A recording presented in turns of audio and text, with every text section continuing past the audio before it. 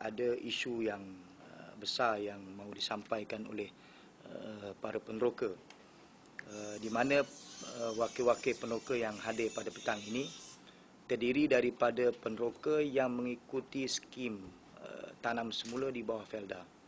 Mana mereka ni ikut Felda lah. Dan kebun mereka sebanyak 10 ekar diselenggarakan oleh Felda untuk proses tanam semula. Apa yang menjadi persoalan yang bermain dalam fikiran dan meresahkan para peneroka, penyelenggaraan itu boleh dikatakan gagal. Dengan arti kata yang lain, kebun-kebun yang diuruskan oleh Felda tidak berjalan dengan sempurna. Dengan arti kata yang lain, kawasannya semak, dilitipi oleh banyak lalang, dan sebahagian daripada anak-anak pokok yang ditanam itu mati, tidak disulam semula, dan ada setengah-setengah tempat lebih teruk lagi apabila kerja-kerja tanam semula itu tergendala, apabila benih yang sepatutnya sampai, benih yang sepatutnya ada untuk digunakan ataupun ditanam di kawasan kebun mereka berdepan dengan pelbagai masalah. Dan nanti kita akan tunjukkanlah gambar-gambar dan bukti-bukti yang akan disebut oleh para peneroka sendiri. Dan kes ini telah diutarakan banyak kali sangat dah dengan pihak pengurusan Felda, supaya tindakan-tindakan segera dapat diambil oleh Felda, kerana dia berkait langsung dengan hutang yang akan ditanggung oleh para peneroka. Maknanya kalau kerja-kerja tanam semula itu lambat, oleh kerana peneroka ini bila terlibat dengan kerja tanam semula, mereka ditanggung melalui hutang, pinjaman yang dipanggil pinjaman sehari hidup, yang akan diberi oleh Felda pada setiap bulan, sehinggalah tanam semula itu membuahkan hasil. Kalau kelapa sawit lebih kurang 3 tahun. Lepas 3 tahun tu ada lagi yang dipanggil pendahuluan hasil selama beberapa tahun. Jadi setiap bulan Felda akan bagilah berdasarkan kepada pakej yang ditawarkan, yang diambil oleh peneroka. Ada yang peneroka ambil RM1,000 sebulan, ada yang ambil RM1,200, ada yang ambil maksimum sampai RM1,500. Jadi bayangkan kalaulah tanam semula itu membuahkan hasil yang panjang, maka hutang itu akan bertambah tinggi, hutang peneroka. Tapi kalau untuk peneroka yang getah, dia lebih lama lagi, sampai 72 bulan. Artinya hutang itu begitu tinggi sekali.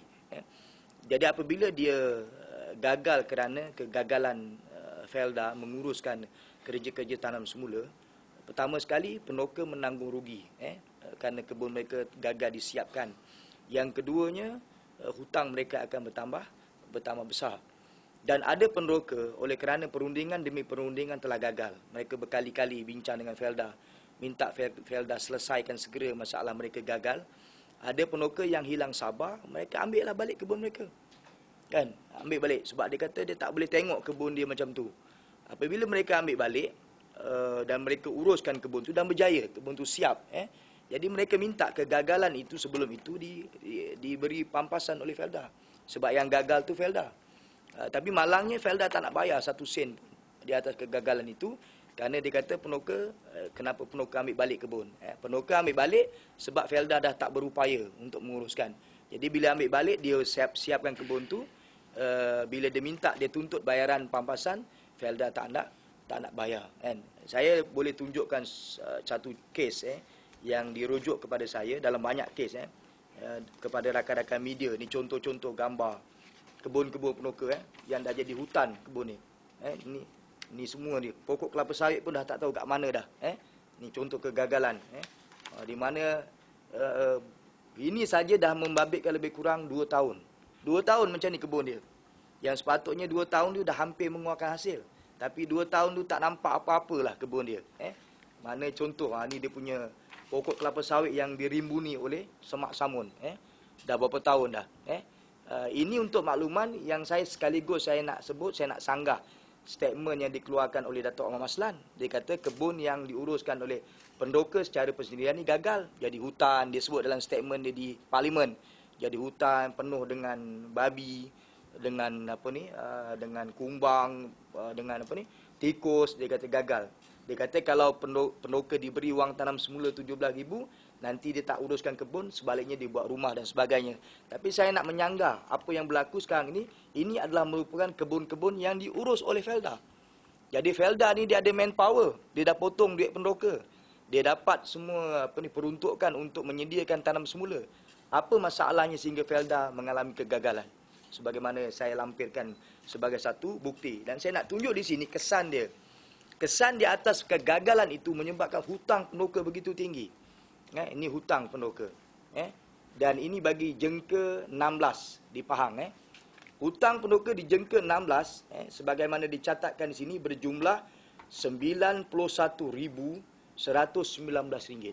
91,000 dia punya hutang dia. Bayangkan, seorang penoka hutangnya 91,000.